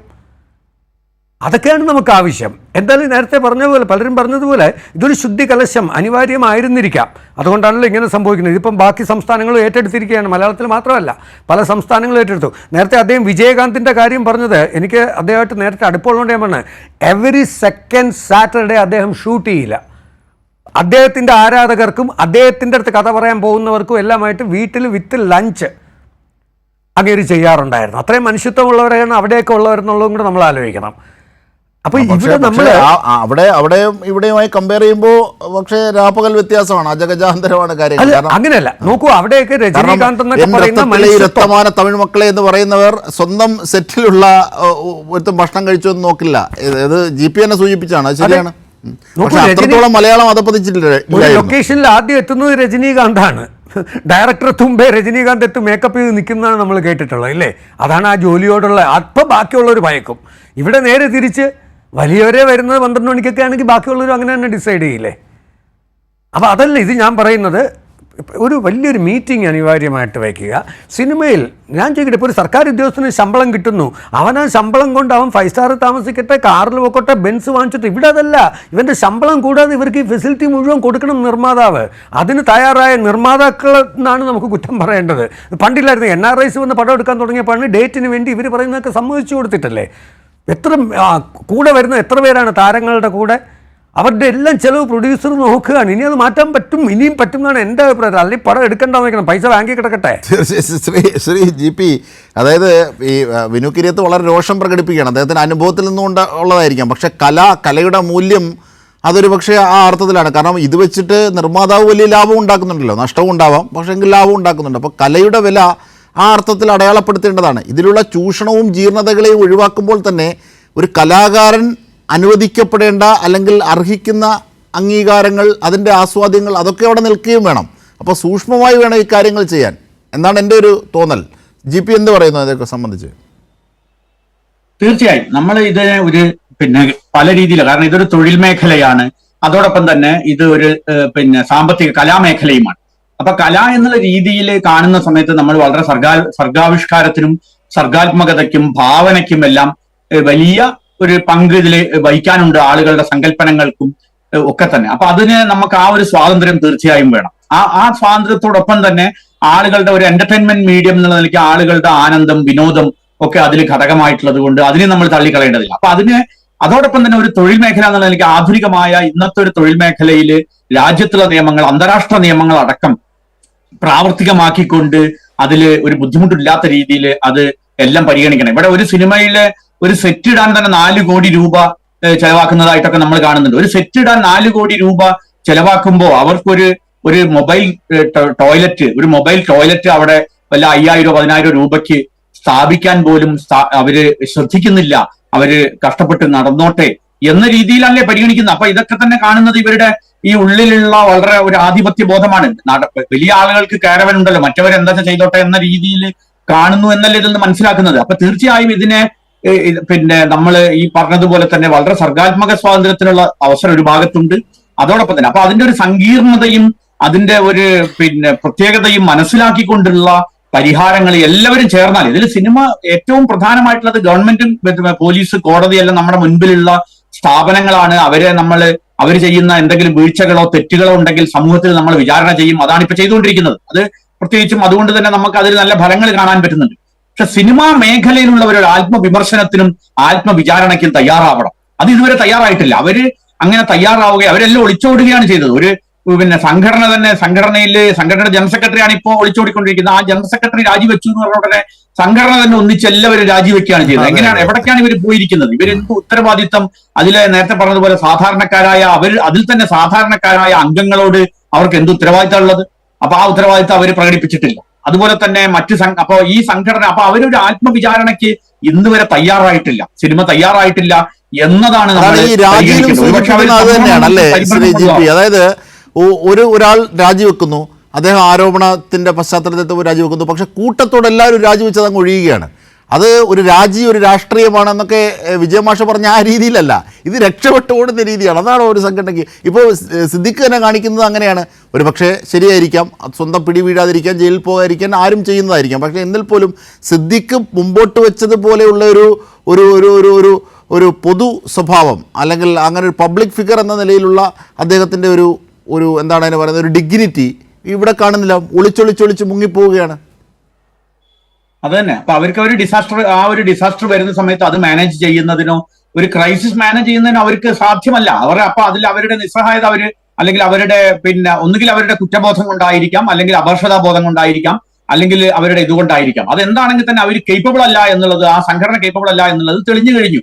അപ്പൊ മറ്റുള്ള പലതും അതിൽ നിന്ന് ഉയർന്നു വരും. തീർച്ചയായും ഇതെല്ലാം തന്നെ ഒരു വലിയ ഒരു അരാജകത്വത്തിലേക്ക് പോകുന്നുവെന്ന് ഞാൻ കരുതുന്നില്ല. കാരണം തീർച്ചയായും പുതിയ തലമുറയിലുള്ളവര് വളരെ ഗൗരവത്തോടു കൂടിയും പുതിയ ആളുകൾ ഇതിൽ നിന്ന് നേരത്തെ പറഞ്ഞതുപോലെ ഉള്ള പലരും പുതിയ സാധ്യതകൾ കണ്ടെത്തിക്കൊണ്ട് മലയാള സിനിമ തീർച്ചയായും മുന്നോട്ട് പോകും. ആ മലയാള സിനിമ മുന്നോട്ട് പോകുമ്പോൾ ഇത്തരത്തിലുള്ള ഇവരുടെ ഈ പുഴുക്കുത്തുകൾ അല്ലെങ്കിൽ ഇവരുടെ ജീർണതകളെ നമ്മൾ തുറന്നു കാട്ടിക്കൊണ്ടേയിരിക്കണം. ആ തുറന്നു കാട്ടിക്കൊണ്ടിരിക്കുന്നത് പ്രത്യേകിച്ചും നമ്മുടെ അനുഭവങ്ങളുടെ വെളിച്ചത്തിൽ നമ്മളുടെ സിനിമയ്ക്ക് മുന്നോട്ട് ഉള്ള നല്ലൊരു ഭാവി തന്നെയാണ്. അതിന് സമൂഹം നല്ല പിന്തുണ കൊടുക്കണം. സമൂഹം അതിന് പകരം കുറ്റവാളികളെ സംരക്ഷിക്കുന്നതിനോ, അത് പോലീസും കോടതിയും ഗവൺമെന്റ് അടക്കമുള്ള ആളുകളും പൊതുസമൂഹവും തന്നെ കുറ്റവാളികളെ സംരക്ഷിക്കുന്നതിനോ, അവർ മാതൃകാപരമായ ശിക്ഷകൾ ഏറ്റുവാങ്ങിക്കൊണ്ട് അവർക്ക് പ്രവർത്തിക്കാം. മാതൃകാപരമായ ശിക്ഷകൾ ഏറ്റുവാങ്ങിക്കൊണ്ട് നമ്മളുടെ ലോക ചരിത്രത്തിൽ അങ്ങനെ ഉണ്ടല്ലോ, പലരും മാതൃകാപരമായ ശിക്ഷകൾ ഏറ്റുവാങ്ങിക്കൊണ്ട് തിരിച്ചു വന്ന കഥകൾ അത്തരത്തിൽ അവർ തിരിച്ചു വരട്ടെ. അവർക്കുള്ള അവകാശങ്ങൾ നമ്മൾ നിഷേധിക്കുന്നില്ല.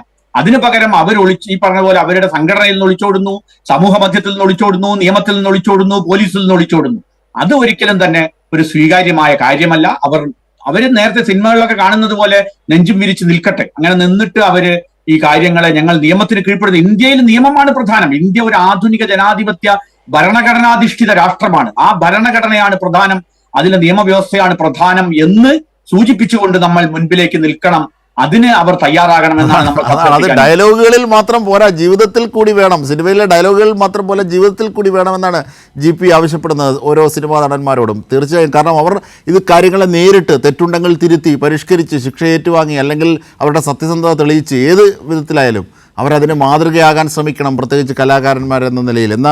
എന്നാൽ വളരെ അടിവരയിടേണ്ട പ്രസക്തമായ നിരീക്ഷണമാണ് ശ്രീ GP നടത്തിയത്.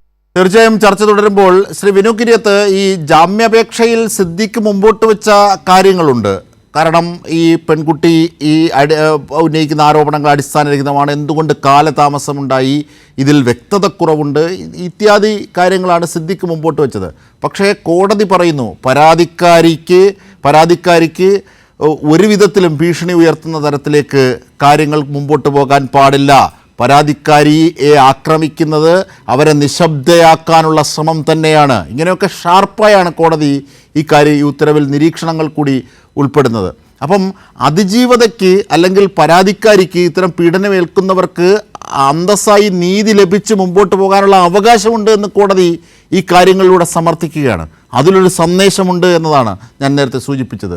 ശ്രീ വിനു കിരിയത്ത്. തീർച്ചയായിട്ടും അത് കോടതിക്കും ബോധ്യമായത് ഈ പറഞ്ഞ പോലെ പോലീസിൻ്റെ കയ്യിലുള്ള തെളിവുകൾ അവർ വളരെ കാര്യമായിട്ടാണ് പറഞ്ഞ ഡേറ്റ്, കഴിച്ച ആഹാരം, സ്വിമ്മിംഗ് പൂളിൻ്റെ കാര്യം, ആ കുട്ടി പറഞ്ഞതെല്ലാം വളരെ കറക്റ്റാണെന്ന് പോലീസിൻ്റെ തെളിവും കൂടെ വരുമ്പോൾ കോടതി എന്ന് പറയുന്നത് എപ്പോഴും എങ്ങനെയാണ്, എന്താണോ അവരുടെ കയ്യിലുള്ള തെളിവിൻ്റെ ഇതിലാണല്ലോ ശിക്ഷകളും മറ്റും വിധിക്കുന്നത്. അപ്പോൾ തീർച്ചയായിട്ടും കോടതിക്ക് ഇത് വളരെ വ്യക്തമായതുകൊണ്ടായിരിക്കും. അത് തന്നെയാണ് ഇപ്പോൾ നേരത്തെ എല്ലാവരും പറഞ്ഞു, സുപ്രീം കോടതി പോയാലും ചിലപ്പോൾ ജാമ്യം കിട്ടണം എന്നില്ല. അതുകൊണ്ട് അദ്ദേഹം ജാമ്യം അറസ്റ്റ് വരിച്ചിട്ട് നിയമത്തിൻ്റെ വഴിക്ക് പോകണം എന്നുള്ളതാണ്. കാരണം ഈ പറഞ്ഞ പോലെ സിനിമയിലെ ഹീറോ ആണ് ഇവർ. ഇപ്പോൾ വെറുതെ അതിൽ നിന്ന് മാറി നിൽക്കേണ്ട ആവശ്യമില്ല. ഇത് ഞങ്ങളുടെ അഭിപ്രായമാണ്. കാരണം സിദ്ദിഖിനെയൊക്കെ നമ്മൾ ഒരുപാട് എൻ്റെ പടത്തിൽ അഭിനയിച്ചിട്ടുള്ളൊരു വ്യക്തിയാണ്. ഒളിച്ചു നിൽക്കേണ്ട, സധൈര്യം വെളിയിൽ വരൂ, എന്നിട്ട് നിരപരാധി ആണെങ്കിൽ അത് തെളിയിക്കൂ. അതല്ലേ ഹീറോയിസം എന്ന് തന്നെ പറയാം. അങ്ങനെയൊക്കെ ചെയ്യൂ. ഇത് മൊത്തത്തിൽ ഇത് ചർച്ച ചെയ്ത് മുന്നോട്ട് പോകുന്നതിനേക്കാൾ. പിന്നെ നമുക്കറിയാം 2 ദിവസം മുമ്പേ മറ്റൊരു അസോസിയേറ്റ് ഡയറക്ടർ ഒരു പയ്യൻ സൂയിസൈഡ് ചെയ്തു. അയാൾ നടനല്ലാത്തതുകൊണ്ട് ആരും ഇവിടെ ചർച്ച ചെയ്തില്ല. കുറ്റാരോപിതനാണ് ആ പയ്യൻ. ഇന്നലെ എനിക്കന്ന് സൂയിസൈഡ് ചെയ്തിരിക്കുന്നു ഹോട്ടലിൽ റൂം എടുത്തിട്ട്. അപ്പോൾ അതും സംഭവിക്കുന്നുണ്ട് ഇതിൻ്റെ ഇടയിൽ. ചിലപ്പോൾ ആ പയ്യൻ നിരപരാധിയായിരിക്കാം, നമുക്കറിയില്ലല്ലോ. ഈ പറയുന്നതെല്ലാം ശരിയാവണമെന്നില്ലല്ലോ. അപ്പോൾ അതുകൊണ്ട് ആ പയ്യൻ മരിച്ചു. പക്ഷേ തന്നെ ഇവിടെ ആരും ചർച്ച ചെയ്യുന്നില്ല. കൊച്ചുപയ്യൻ, വളരെ ചെറുപ്പം, അവൻ തെറ്റ് ചെയ്തോ ഇല്ല എന്നുള്ളത് ഇവരാരും തെറ്റിയതെന്ന് പറയാൻ നമ്മൾ ആരും ആളല്ല. അതിനാണ് ഇവിടെ കോടതി നിയമമൊക്കെ. ആ നിയമം പാലിക്കാൻ നമ്മളെല്ലാവരും ബാധ്യസ്ഥരാണ്. ആ സ്ഥിതിക്കാണ് ഞാൻ ഈ പറയുന്നത്. ഇപ്പോൾ ഈ പറഞ്ഞ പോലെ ഇവർ സംഘടനയിൽ നിന്നൊക്കെ രാജിവെച്ച് പോയല്ലോ. എന്തുകൊണ്ട് മുകേഷ് MLA സ്ഥാനം രാജിവെക്കുന്നില്ല? അത് കുറച്ചുകൂടെ അതൊരു മാൻഡേറ്റ് ആണ്.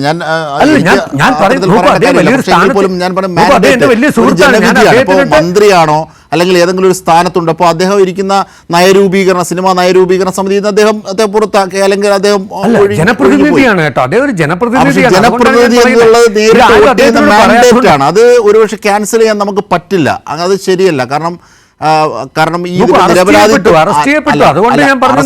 വിട്ടയച്ചു. അത് സത്യസന്ധത ബോധ്യമായില്ല എങ്കിൽ മാത്രമാണ് കുറ്റാരോപിതനും കുറ്റവാളിയും അല്ലെങ്കിൽ കുറ്റം സ്ഥിരീകരിക്കുന്നത് രണ്ടാണ്. അപ്പോൾ കുറ്റാരോപിതൻ സ്ഥിരീകരിക്കുന്ന വേളയിൽ ഒരുപക്ഷെ ഇത്തരത്തിൽ ഒളിച്ച് നിൽക്കുന്നതിൽ നമുക്ക് കുറ്റം പറയാൻ പറ്റില്ല. സിദ്ദിഖ് മാറി നിൽക്കുന്നതിന് നമുക്ക് എങ്ങനെ കുറ്റം പറയാൻ പറ്റും? മാറി നിന്നിട്ടില്ലല്ലോ. അല്ല, മുകേഷ് വിധേയമായി തന്നെയാണ്.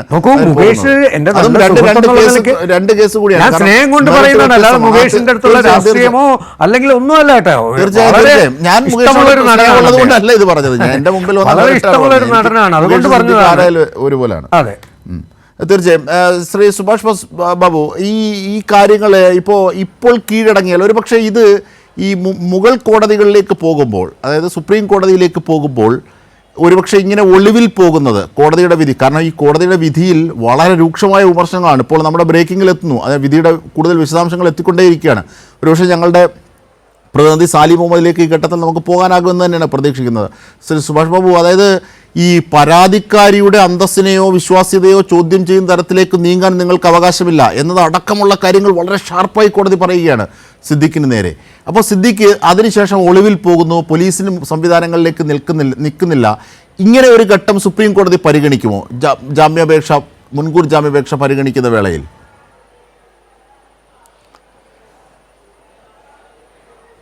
അല്ല, അത് പരിഗണിക്കാം എന്ന് മാത്രമേ ഉള്ളൂ. പക്ഷേ അദ്ദേഹത്തെ സംബന്ധിച്ചിടത്തോളം അദ്ദേഹത്തിന് കോടതിയെ മുൻകൂർ ജാമ്യത്തിന് സമീപിക്കുക എന്ന് പറഞ്ഞത് നിയമപ്രകാരം അദ്ദേഹത്തിൻ്റെ ഒരു അവകാശമാണ്. ആ അവകാശം എന്ന് പറയുന്നത് അത് മറ്റൊരു രീതിയിൽ മോശമായിട്ടോ അല്ലെങ്കിൽ സാഹചര്യത്തിനനുസരിച്ചിട്ട് ശരിയായില്ലെന്നോ കോടതി പറയേണ്ട കാര്യമില്ല. കോടതി അവിടെ എത്തിക്കഴിഞ്ഞാൽ അദ്ദേഹത്തെ സംബന്ധിച്ച് ആൻറ്റിസിപ്പേറ്ററി ബെയിൽ തന്നെ ഇങ്ങനെ അറസ്റ്റ് ചെയ്യുന്നു. ഓക്കെ, തനിക്കിങ്ങനെ അനാവശ്യമായിട്ട് പോലീസ് എന്നെ മറ്റു രീതിയിൽ ബുദ്ധിമുട്ടിക്കാൻ ുണ്ട് അതുകൊണ്ട് എൻ്റെ പേരിൽ കള്ളത്തെളിവുകൾ ഉണ്ടാക്കാൻ സാധ്യതയുണ്ട്. അതുകൊണ്ട് എനിക്ക് മുൻകൂർ ജാമ്യം തരണം. പിന്നെ ഇത് അടിസ്ഥാനരഹിതമായ പരാതിയാണ്, ഇത്ര കാലതാമസം സംഭവിച്ചിരിക്കുന്നു എന്നൊക്കെ ഇതേ വാദമുഖങ്ങളല്ലാണ്ട് വേറൊന്നും പറയാൻ അദ്ദേഹത്തിനില്ലല്ലോ. അവിടെ ചെന്നിട്ട് ഇത് തന്നെ ആയിരിക്കും പറയുന്നത്. അവിടെ ചെല്ലുമ്പോൾ അവിടെ ഇരിക്കുന്ന പ്രിസൈഡിങ് ഓഫീസർ ആരാണെന്ന് പറഞ്ഞാൽ അദ്ദേഹത്തിൻ്റെ കാഴ്ചപ്പാടിൽ ഈ കാര്യങ്ങളെ എങ്ങനെ വിശകലനം ചെയ്യുന്നു എന്നുള്ള രീതിയിലായിരിക്കും. അപ്പോൾ ഇവിടെ പറയുന്നത് ഇതിനകത്ത് ചില റിമാർക്സുകൾ തെറ്റാണ്, കോടതി അങ്ങനെയുള്ള കാര്യങ്ങൾ അതിനകത്ത് എഴുതേണ്ട കാര്യമില്ല എന്നൊക്കെ പറയാനും സാധ്യതയില്ല എന്ന് എനിക്ക് പറയാൻ പറ്റില്ല. കാരണം അതിനകത്ത് ആവശ്യമില്ലാത്ത കുറേ കാര്യങ്ങളൊക്കെ അതിനകത്ത് എഴുതി വെച്ചിട്ടുണ്ട്. ഇദ്ദേഹം അനിവാര്യമായിട്ട് അവിടെ പോയി അറസ്റ്റിനും ചോദ്യം ചെയ്യലിനും ആവശ്യമാണ്. പോലീസ് അങ്ങനെ ചോദിച്ചിട്ടുണ്ട്. പോലീസ് അങ്ങനെ ചോദ്യം ചെയ്യുമ്പോൾ അത് ഒക്കെ ഈ ജഡ്ജ്മെൻറ്റിൻ്റെ ഭാഗമായി, ഇതിൻ്റെ ഉത്തരവിൻ്റെ ഭാഗമായിട്ട് അതൊക്കെ എഴുതി ചേർത്തിട്ടുണ്ട്. അതിപ്പോൾ അതിനെ വളരെ വിരളമായിട്ട് മാത്രമേ അങ്ങനെയൊക്കെ എഴുതാറുള്ളൂ. പക്ഷേ ഇതിന് വളരെ രൂക്ഷമായ രീതിയിൽ അദ്ദേഹത്തിൻ്റെ എല്ലാ വാദമുഖങ്ങളും ഖണ്ഡിച്ചുകൊണ്ട് എഴുതുന്ന ഒരു തീർച്ചയായും അത് അടിവരയിടേണ്ട ഒരു നിരീക്ഷണം തന്നെയാണ് ശ്രീ സുഭാഷ് ബാബു ഇപ്പോൾ പറഞ്ഞത്. ഞാൻ ഈ വിവരങ്ങളിലേക്ക് കൂടി ഒന്ന് പോകാം പെട്ടെന്ന്, ചർച്ച വൈൻഡപ്പ് ചെയ്യുന്നതിന് മുമ്പ്. സാലിം മുഹമ്മദ്, എന്തൊക്കെയാണ് കോടതിയിൽ നിന്ന് വരുന്ന ഏറ്റവും പുതിയ വിവരങ്ങൾ കൂടി ചേർത്ത് ഇതിൻ്റെ പുതിയ അപ്ഡേഷൻ, സിദ്ദീഖിനെ സംബന്ധിച്ചുള്ള സൂചനകളടക്കം പെട്ടെന്ന്? അജിംഷാദ്, കോടതിയിൽ നമ്മൾ നേരത്തെ ചർച്ച ചെയ്ത പോലെ തന്നെ കോടതി കടുത്ത വിമർശനം ഇക്കാര്യത്തിൽ സിദ്ദീഖിനെതിരെ ഉന്നയിക്കുകയും ചെയ്തു. സിദ്ദീഖ് ഉന്നയിച്ച പല വാദങ്ങളും കോടതി തള്ളി. ഒടുവിൽ ചോദ്യം ചെയ്യൽ അനിവാര്യമാണ് എന്ന് തീരുമാനിച്ച് മുൻകൂർ ജാമ്യാപേക്ഷ തള്ളുകയായിരുന്നു. ഇനി സിദ്ദീഖിന്റെ നടപടികളിലേക്ക് പോയാൽ, സിദ്ദീഖ് ഇപ്പോൾ ഒളിവിലാണ്. നമ്മളൊക്കെ അറിയുന്നത് പോലെ തന്നെ സിദ്ദീഖ് ഇപ്പോൾ കാണാനില്ല എന്നുള്ളതാണ് വസ്തുത. അയാളുടെ ഫോൺ സ്വിച്ച് ഓഫ് ആണ്, കാറ് വീട്ടിൽ ലോക്ക് ചെയ്തിട്ടിട്ടുണ്ട്, 2 വീട്ടിലും ആളില്ല. അയാൾ രാവിലെ രാത്രിയോടെ നെടുമ്പാശ്ശേരി ഭാഗത്ത് കണ്ടവരുണ്ട്, അവിടെ ഒരു ഹോട്ടലിലെത്തി, അതിനുശേഷം മടങ്ങി എന്നൊക്കെ കേൾക്കുന്നുണ്ട്. അവിടെ പോലീസ് പരിശോധന നടത്തിയിരുന്നു. മറ്റൊരു ഹോട്ടലിൽ നെടുമ്പാശ്ശേരിക്ക് സമീപം പോലീസ് എത്തിയിരുന്നു. കൊച്ചിയിലെ ചില ഹോട്ടലുകളിലൊക്കെ പരിശോധന നടത്തി. ഡ്രൈവറുടെ അടക്കം വീടുകളിൽ പോലീസ് എത്തി, ബന്ധുവീടുകളിലൊക്കെ പോലീസ് എത്തി അന്വേഷണം നടത്തുന്നുണ്ട്.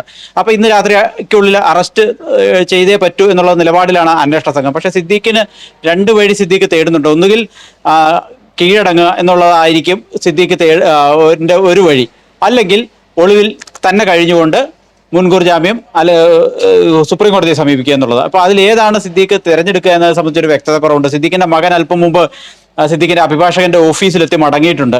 അതെന്തായിരുന്നു ആ കൂടിയാലോചനയുടെ തീരുമാനം എന്ന് നമുക്ക് വ്യക്തതയില്ല. ഏതായാലും അടുത്ത നടപടിയിലേക്ക് കടക്കുന്നു എന്ന് നമുക്ക് ആ സന്ദർശനം കൊണ്ട് അനുമാനിക്കാം. എന്താണ് സുപ്രീം കോടതിയെ സമീപിക്കാനുള്ള നീക്കം തന്നെയായിരിക്കും നടത്തുക. അതിന് സുപ്രീം കോടതിയെ സമീപിക്കുന്നതിന് മുൻപ് ഈ പ്രത്യേക അന്വേഷണ സംഘത്തിന് മുമ്പാകെ ഹാജരായി ഒരു കീഴടങ്ങൽ ഉണ്ടാവുമോ, അതോ ഒളിവിൽ കഴിഞ്ഞുകൊണ്ട് സുപ്രീം കോടതിയെ സമീപിക്കാനാണോ എന്ന് സംബന്ധിച്ച് ഇപ്പോഴൊരു വ്യക്തതയില്ല. പക്ഷെ ചില കേന്ദ്രങ്ങൾ, SIT-യുമായി ബന്ധപ്പെട്ട കേന്ദ്രങ്ങൾ പറയുന്നത് അയാളുടെ കീഴടങ്ങൽ ഞങ്ങൾ പ്രതീക്ഷിക്കുന്നു എന്നാണ്.